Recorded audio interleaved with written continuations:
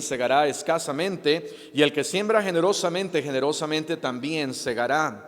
Cada uno dé como propuso en su corazón, no con tristeza ni por necesidad, porque Dios ama al dador alegre. Y poderoso es Dios para hacer que abunde en vosotros toda gracia, a fin de que, teniendo siempre en todas las cosas todo lo suficiente, abundéis para toda buena obra. Todos, como está escrito, repartió, dio a los pobres, su justicia permanece para siempre. Pueden tomar asiento. Versículo 6 comienza diciendo, pero esto digo.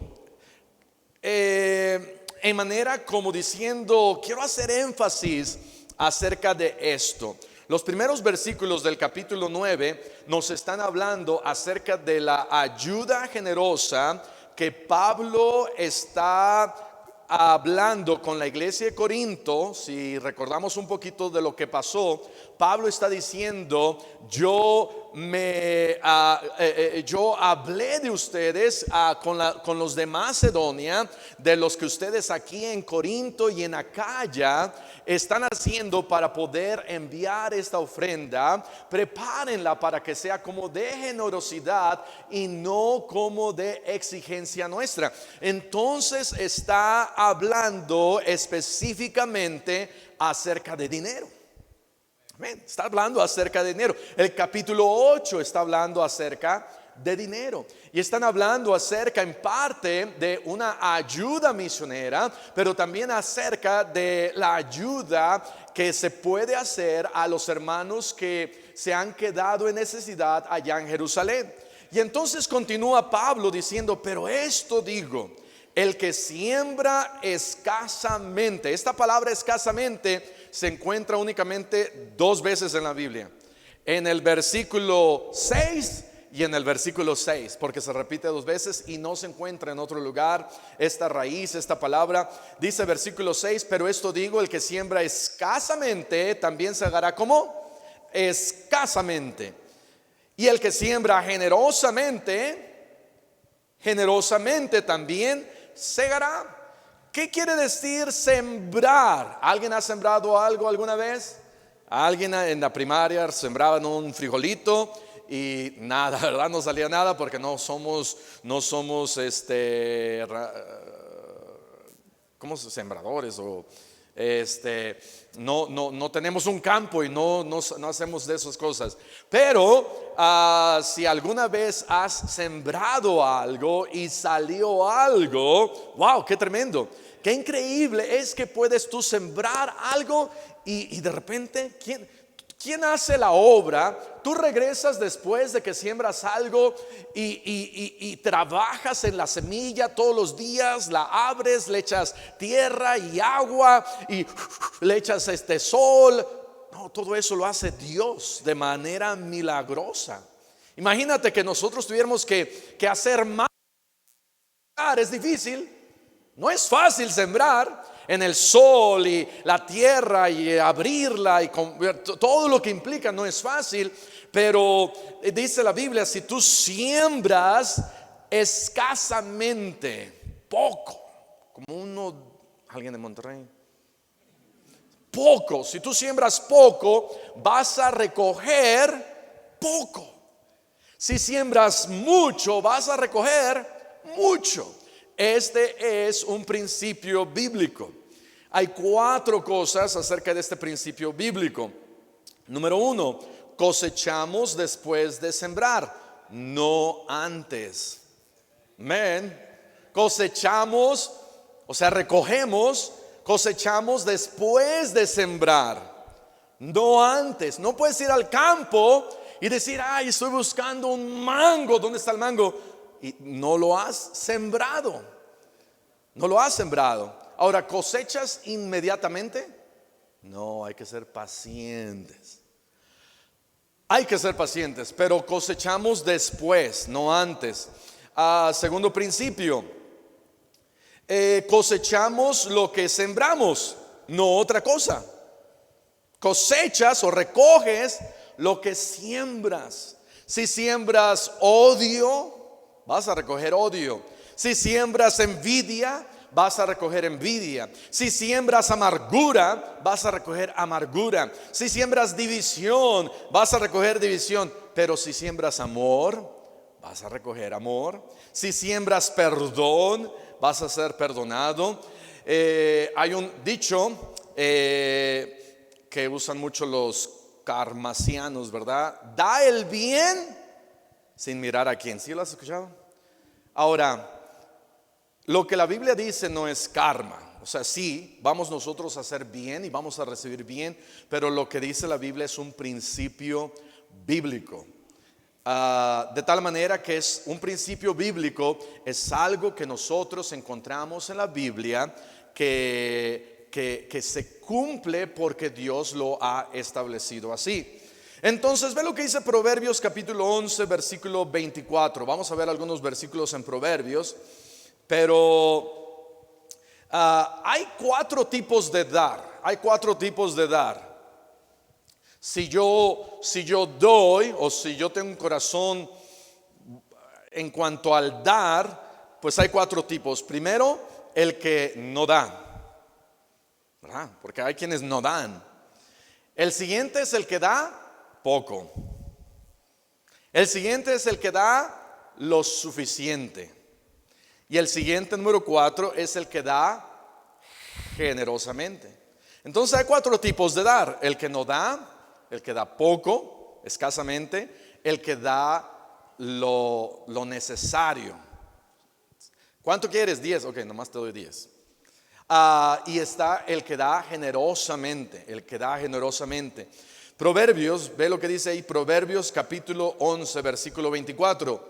Hay quienes reparten y les es añadido más, y hay quienes retienen más de lo que es justo, pero vienen a pobreza. Hay quienes reparten y lo hacen con liberalidad, lo hacen con generosidad. Hay quienes están dispuestos a dar, no importa si ese día se quedan sin comer. ¿Han conocido a alguien así? Yo conozco personas así, que están dispuestos a dar aún si se quedan sin comer. ¿Y adivina qué? ¿Dios los va a olvidar? No, Dios tiene cuidado de ellos. Dios está en todo lugar y Él ve absolutamente todo. Y Él sabe cuando tú haces esto de dar con generosidad. Proverbios 19:17. Proverbios 19:17. Ahora, hay dos tipos en cuanto a finanzas. En una familia, en cuanto a finanzas, hay 2 tipos de personalidades. Está la personalidad que es generosa. Esa es la primera personalidad. Y está la personalidad que es ahorrativa. No es mala por ser ahorrativa, y el otro no es malo por ser generoso. Y a veces generoso no en cuanto a dar a todo el mundo, pero en cuanto a simplemente gastar. Hay quienes gastan y gastan y gastan y gastan y no ahorran, pero hay quienes ahorran y no gastan. De tal manera que debe de haber, en estas personalidades debe de haber un balance. Pero también Dios en nosotros, creo que de manera diferente Dios nos da esa diferencia entre uno y otro. Porque yo a veces pienso, ¿cómo es que ese hermano, ese pastor es tan dadivoso? Y en algunos casos ese corazón y esa personalidad es porque así Dios los hizo. Y en otros casos tenemos que aprender. Tenemos nosotros que decir, ok, si Dios bendice al dador alegre, entonces yo quiero que Dios me bendiga, yo quiero que Dios me ame, yo quiero la bendición de Dios. Entonces, y yo no tengo un corazón así, debo de aprender a ser así. Ay, pastor, pero es que yo no soy así. Sí, yo creo que la mayoría no somos así, pero podemos aprender. Dice la Biblia, Proverbios capítulo 19, versículo 17: a Jehová presta al que da al pobre, y el bien que ha hecho se lo volverá a pagar. Mira, cuando tú haces bien, Dios dice, ok, yo te lo vuelvo a pagar. Dios dice, yo no descuido las ocasiones que tú eres de bendición a otros o a que haces bien a otros. Dios paga bien. Dios paga bien. Proverbios 28, 27. Ve lo que dice Proverbios 28, 27. El que da al pobre no tendrá pobreza, mas el que aparta sus ojos tendrá muchas maldiciones. Ahora, esta pregunta ya la he hecho en semanas pasadas, creo la hice la semana pasada. ¿Debo yo de dar a cualquier pobre? No, ¿verdad? Porque hay quienes se lo gastan de maneras diferentes, que no queremos participar en sus adicciones. Pero si Dios pone en tu corazón de ayudar a alguien, hazlo. Qué bendición es que en cierta manera tú puedas decir, wow, yo tengo un extra y aquí veo una necesidad. Ahora no vayas y le digas, tú eres bien pobre, yo soy muy rico. Tú eres pobre, yo soy rico, entonces te voy a dar a ti. Ay, quédatelo, ¿verdad? No le digas a nadie, no, si le quieres decir al pastor, está bien. No vamos a hacer así, pero qué bendición que podemos ser de bendición a otros. Ahora no le hagas como leímos el domingo acerca de allá en Mateo y en Marcos, en donde dice la Biblia que fácilmente a través de sus tradiciones decían, es corbán. Y entonces el muchacho tomaba su cartera y decía a lo que él tenía, oh, esto es corbán. Y ya cuando llegaba el tiempo de apoyar a sus papás, ya no lo hacía. ¿Por qué? Porque le decía, ay, papá, ya mi dinero ya se lo ofrecí a Dios, ya no te lo puedo dar. Tampoco hay que ser mañosos en cuanto a dar y quedárnoslo y decir, pues ya se lo di a Dios, y eso no está bien. Ok, entonces cosechamos más de lo que sembramos, no menos. Cosechamos después, número uno, después de sembrar. Número dos, cosechamos lo que sembramos. Número tres, cosechamos más de lo que sembramos. Entonces, si tú solamente siembras una semillita de maíz, qué tedioso sería si nada más cuando sale la mazorca, un grano de maíz sale. Sería terrible, amén. Pero ¿sale nada más un grano? No. ¿Cuántos granos aproximadamente tiene una mazorca? ¿Alguien que es matemático? 20 por 20, 400. A lo mejor, ¿no? Yo no sé. Pero cosechamos más de lo que sembramos. ¿Eso qué quiere decir? Que dice la Biblia, el que siembra escasamente cosechará escasamente, pero siembra generosamente. ¿Y cómo vas a cosechar? Generosamente. Dios te dará de manera generosa. Y número 4, en esto de el principio de la siembra, número 4, cosechamos en proporción de lo que sembramos. Entre más siembro, más cosecho. Si solamente siembro nada más una semillita, pues nada más una plantita. Pero si tengo una hectárea y la siembro toda, voy a cosechar en proporción de lo que yo sembré. De tal manera que no debería de decir, bueno, esta semana voy a sembrar generosamente y las otras 51 semanas ya no. Si puedo sembrar generosamente en esta semana y en la siguiente y en la siguiente y en la siguiente y en la siguiente, qué bendición de parte de Dios, qué bendecido voy a ser. Siguiente versículo, versículo 7. Estamos allá en 2 Corintios 9, versículo 7. Un versículo muy conocido, dice: cada uno dé como propuso en su corazón. La primera parte dice: cada uno dé. ¿Sabes qué? Dar es personal.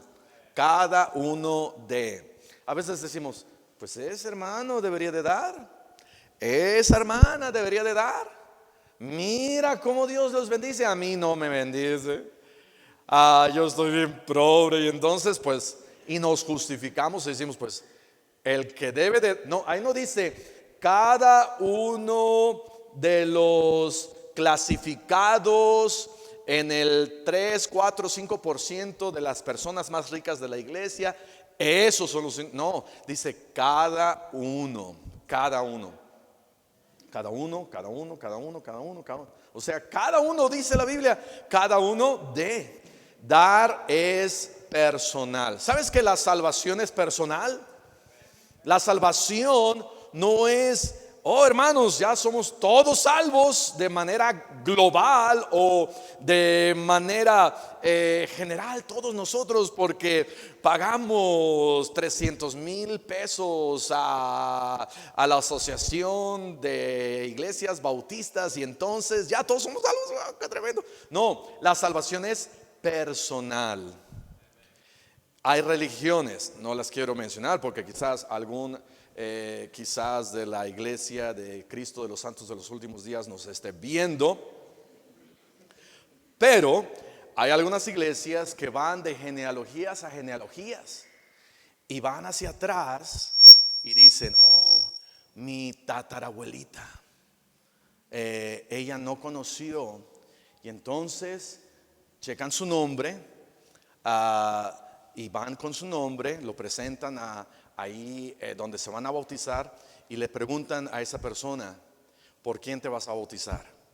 Y él o ella dicen: por mi tatarabuelita. Ok, vamos a bautizarte por la tatarabuelita. Y la bautizan. Nos encontramos a una muchacha, mi esposa y yo, en junio, el 27, 28 de junio nos la encontramos, porque era nuestro aniversario de bodas y anduvimos por allá. Y entonces la muchacha nos estaba explicando: sí, yo estoy bautizándome por mis antepasados. Y le decíamos: ¿para qué? Pues nuestros antepasados no fueron salvos y entonces me estoy bautizando. Y esta muchacha era como de Japón o de por ahí, Corea del Sur. Por eso estamos mandando a Joel Palomo, ¿verdad?, a Corea del Sur. Y esta muchacha, le pregunté: ¿y por cuántos ya te has bautizado? Y me dijo: aproximadamente por 50 personas. No podemos bautizarnos por nadie más. En ningún lugar en la Biblia dice que podemos bautizarnos por alguien más, mucho menos para salvación. La salvación es personal. No podemos decir, ahora Pablo en Romanos 10:1 dijo: el anhelo de mi corazón y mi oración es para que Israel pueda ser salvo. Y él quería que Israel fuera salvo. Pero un capítulo antes, en el capítulo 9, dice: desearía yo ser anatema. En otras palabras dice él: me gustaría no ser salvo para que mis hermanos puedan ser salvos, pero no se puede. Y mi deseo es para que ellos sean salvos, la nación de Israel. Entonces la salvación es personal. La salvación es personal. Número 2, dar se planea. Dice ahí: cada uno dé como propuso. El proponernos es una planeación. Si yo me propongo que mañana no voy a ir a la escuela, es un plan que va a fracasar, porque tu mamá y tu papá te van a mandar a la escuela. Amén. Pero hay buenas cosas que nos podemos proponer y planear. Entonces dice aquí: como cada uno dé como propuso en su corazón. De tal manera que el dar no es así como que de chiripa, que dices: uy, di. Ahora sí, la Biblia dice que tu mano derecha no vea lo que da la izquierda, dándonos a entender que no debo de estar yo publicando y decir, wow, vean qué tan dador soy yo. Pero el dar es algo que es algo que empieza en el corazón y termina uno diciendo, ok, Señor, si tú quieres que yo lo haga, lo doy. Has tenido ciertas ocasiones que Dios dice, hey, ayuda a esa persona, o haz esto por aquella persona, o no sé. Es algo que Dios pone en nuestro corazón. Número 2, dar se planea. Número 3, dar inicia en el corazón. Dice ahí, cada uno dé como propuso, ¿en dónde? En su corazón. Dar generosamente comienza en el corazón. Y ve para acá. Dar para recibir algo comienza ¿en dónde? En la mente. Dar generosamente comienza en el corazón. Es algo que comienza en el corazón. Por eso la Biblia dice, cada uno dé como propuso en su corazón. Pero cuando yo doy para recibir algo a cambio, cuando yo doy para que alguien, ¿verdad? Haga algo por mí, cuando yo doy para ser reconocido, comienza en la mente. Dar para ayudar comienza en el corazón. Dar para ayudar comienza en el corazón. Dar para ser ayudado comienza en la mente. De tal manera que también hay dos lugares de donde yo puedo dar.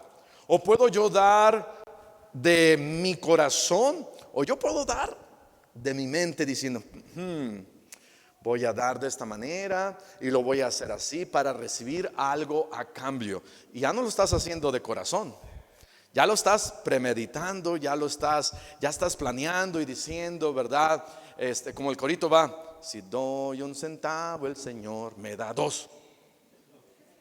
¿Verdad? Decimos, Señor, te voy a dar 1 centavo, pero mañana quiero 2 centavos.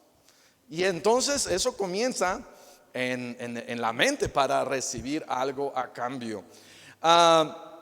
Número 4, no dar con el corazón produce dolor.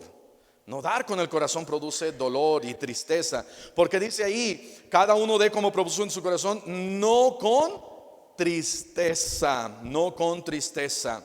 ¿Alguien aquí se llama Guadalupe? Nadie. Ahora sí, ¿verdad? Nadie quiere aceptar.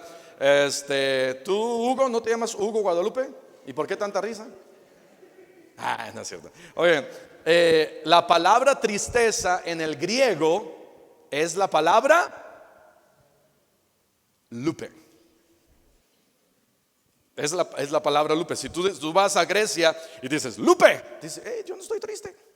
Entonces, la palabra lupe quiere decir tristeza. Por eso los cristianos no llamamos a nuestros hijos Guadalupe. Es bíblico, amén.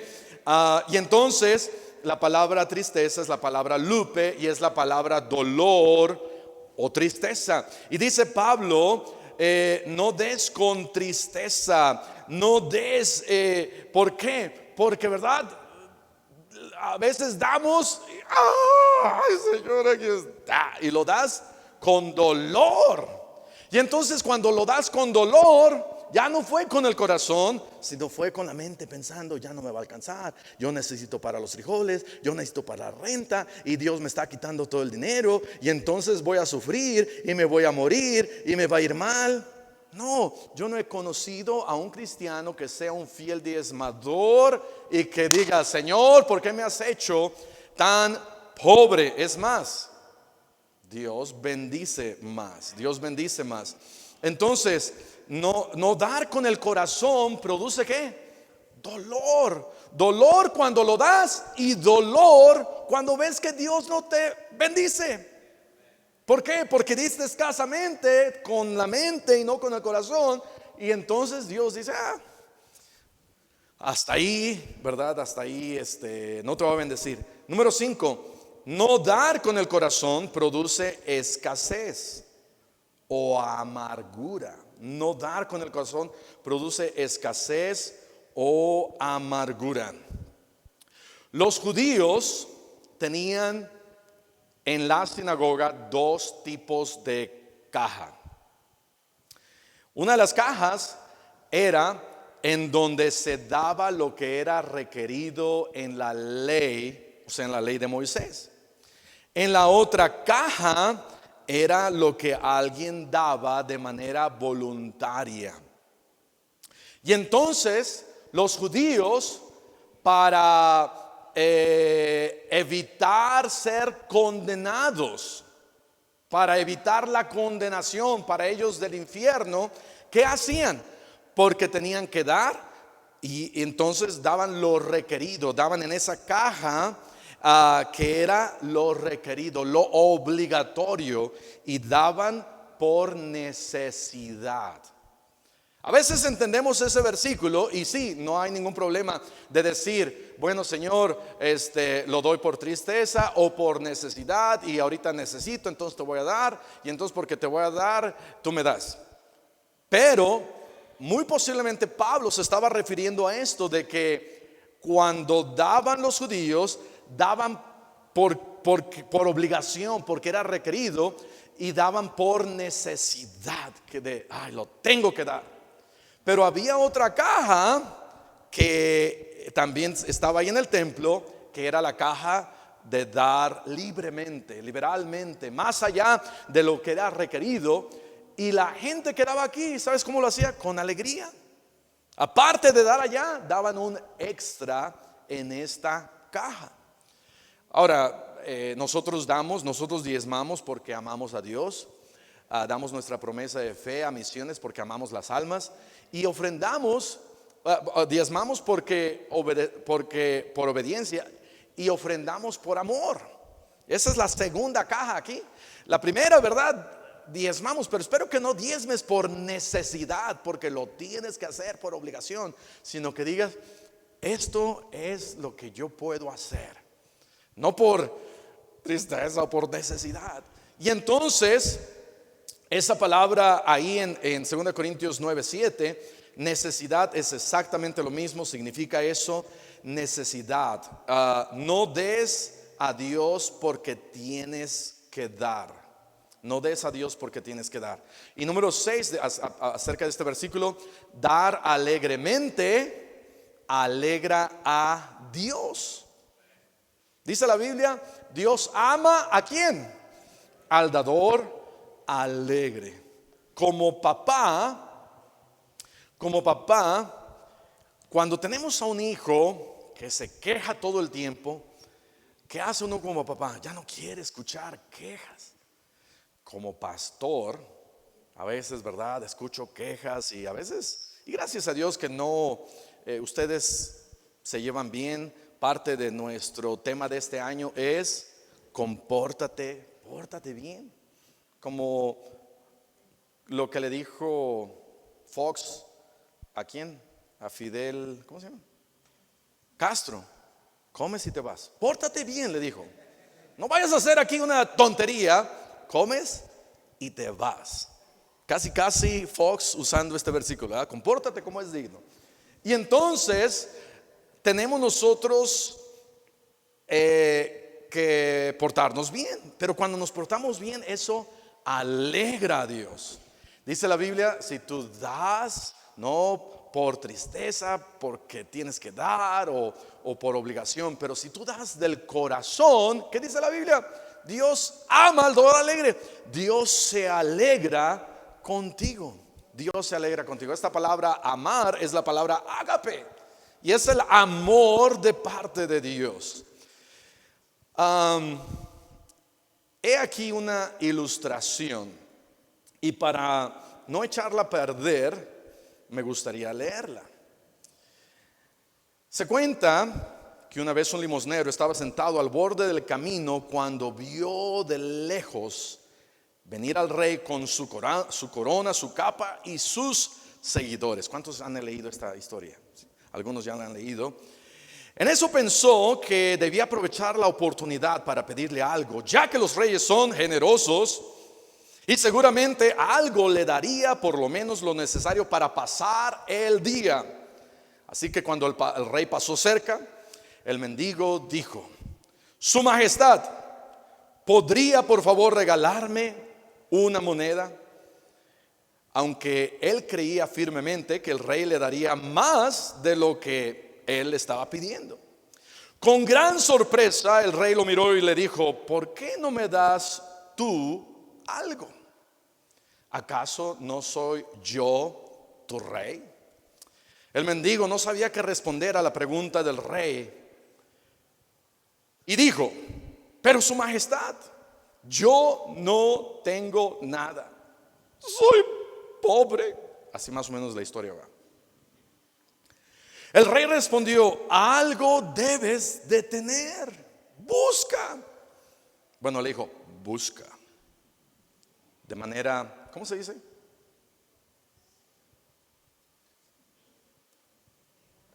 Cortés y elegante, digna de un rey.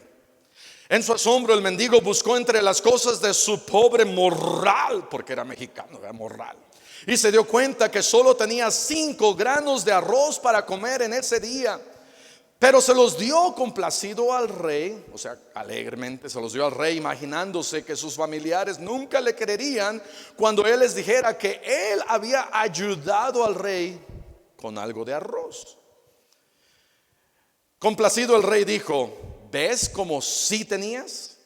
Y entonces el rey le dio 5 monedas de oro por cada grano de arroz. El mendigo dijo entonces: su majestad, creo que por acá tengo otras cosas. Pero el rey le respondió: solamente de lo que me has dado del corazón te puedo yo dar. Y bueno, esta es una ilustración, pero se parece mucho a lo que nosotros hacemos. Le damos a veces a Dios lo mínimo, y sí, hay que darlo de corazón, pero en ocasiones cuando vemos ya la bendición le decimos: bueno, pues si me vas a bendecir, aquí está esto. Y dice Dios: no, eso ya no fue del corazón, eso ya fue porque estás interesado. De tal manera que Dios sabe cuánto yo doy a Él. Tengo aquí otra ilustración. ¿Se las leo o nos seguimos al siguiente versículo? ¿La leo? ¿La leo? Es muy parecida. Esta es la otra versión. La voy a leer porque están bonitas. Oye, en una pequeña aldea vivía un hombre muy pobre que se dedicaba a pedir una ayuda a todos los aldeanos para poder ir viviendo. Pastor, ese soy yo, ¿verdad? Casi parece que somos nosotros. Un buen día entró en la aldea un carro lujoso llevando a un rey sonriente. El pobre, al ver el carro, pensó: mis días de sufrimiento han acabado. Seguro que el rey, en su inmensa generosidad, no dejará que pase calamidades, y con lo que me pueda dar me servirá para poder vivir tranquilo el resto de mis días. Y así se acercó al rey confiado en que se apiadaría de su situación. El rey, al ver acercarse, y antes de que el mendigo pudiera abrir la boca, le preguntó: buen hombre, ¿qué tienes para darme? El mendigo se quedó sorprendido ante su pregunta. ¿Cómo era posible que el rey, que iba montado en un carro de oro y lleno de riquezas, le pidiese a él algo? ¿Acaso no se había dado cuenta el rey que era muy pobre y que no tenía nada para darle? Sin embargo, el hombre pobre no quiso contrariar a su señor y tomó de su alforja, este no era mexicano, lo vamos a transformar, a su morral sacó unos granos de arroz. Sacó de ella unos granos de arroz. Y de ahí tomó un grano de arroz y se lo entregó al rey. Este era medio codo, era de Monterrey. El rey se guardó el grano de arroz y se marchó.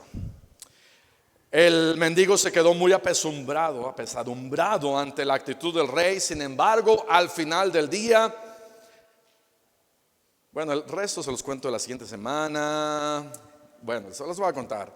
Sin embargo, al final del día, al vaciar su alforja, porque no era mexicano, entre los granos de arroz descubrió una moneda de oro. ¡Ay!, se lamentó el mendigo. ¿Por qué no le di todo el arroz?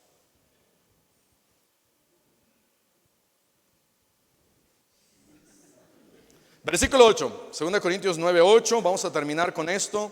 2 Corintios 9:8 dice: y poderoso es Dios para hacer que abunde en vosotros toda gracia. Esta palabra gracia está hablando acerca del ser generosos.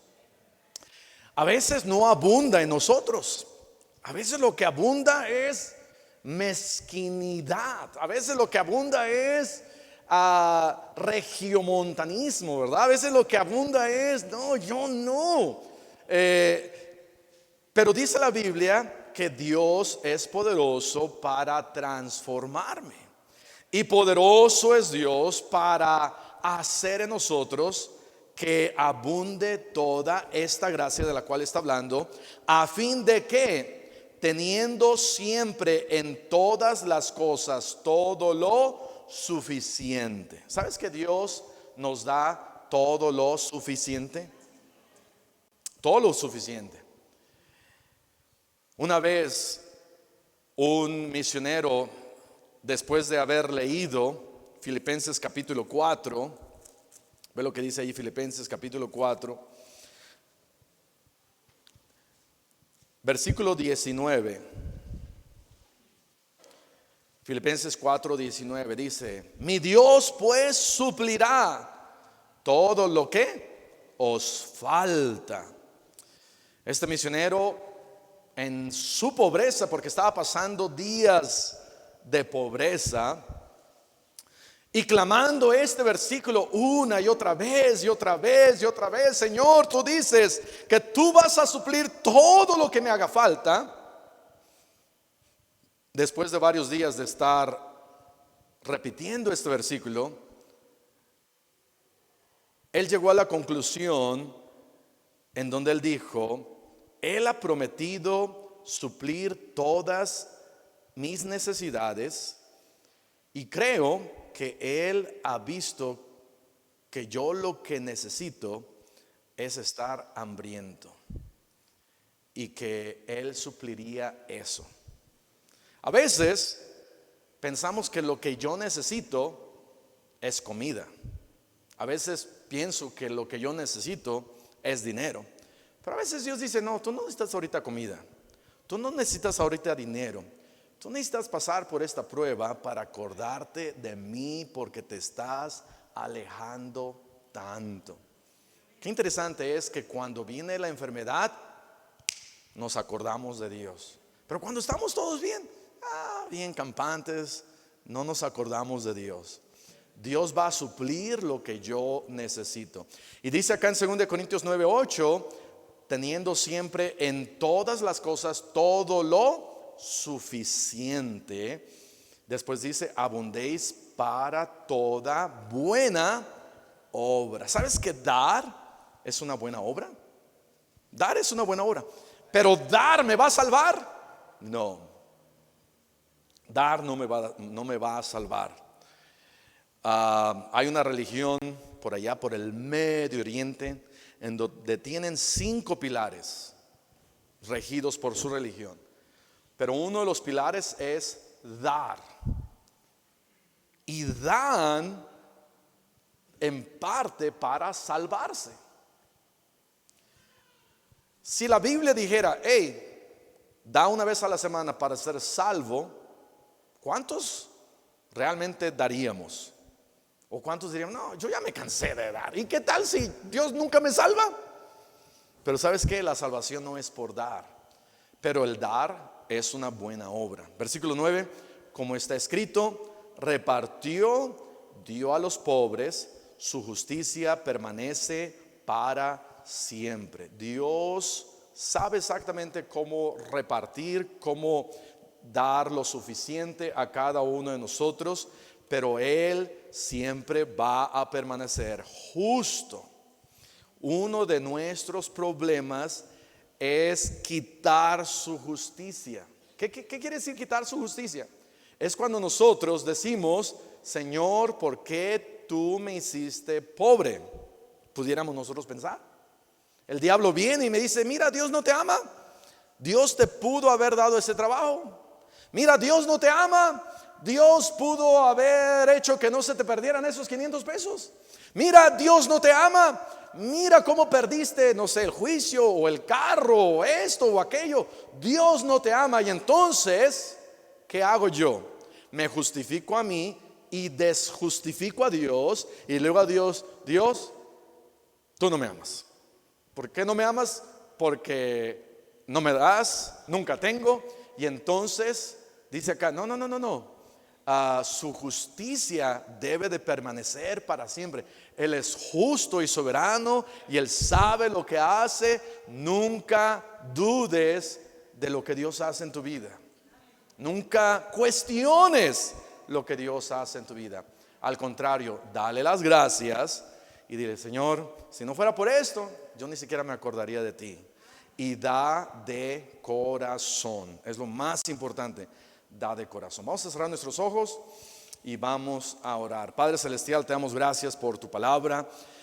Gracias por ayudarnos nuevamente a recordar estos versículos y lo importante que es